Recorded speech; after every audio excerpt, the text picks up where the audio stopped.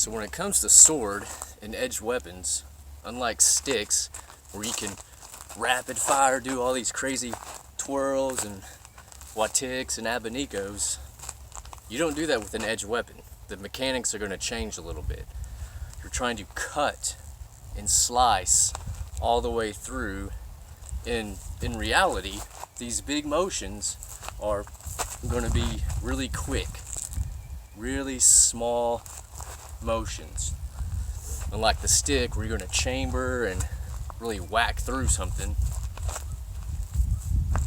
the edge weapons are a little bit different. You're trying to cut through and slice through everything, and if this is the end of the target, I'm going to follow through just enough to cut. So if my opponent was here, I could just cut like this, like that, and every time this edge touches something, it's going to cut. So when you're cutting through, the mechanics are going to change a little bit. Furthermore, there's weight to this. Unlike a stick or a blunt weapon, these edge weapons, they have weight to them. So it's going to move a certain way in your hand. So you're going to slow it down and control the weapon depending on what you're doing to get the cut. You got to cut and then recover. So one simple drill to start learning the sword, it's in my left hand, so I'm going to go from left to right.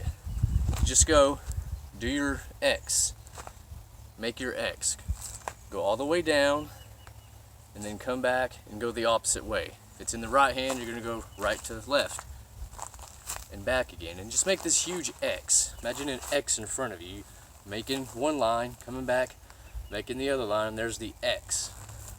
So you just got your 1 and 2. 1, cut all the way through, come back and cut through.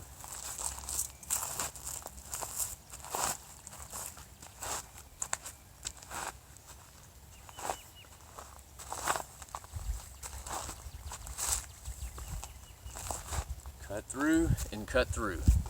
So remember when you're dealing with a blade, you're not doing all these fancy, really fast motions.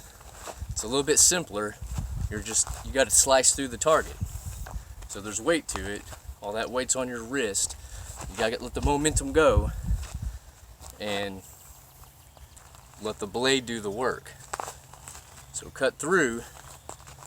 Instead of doing all these huge wind-ups like you do with the blunt weapon, you're here and you're just cutting. So if you block, there's your cut.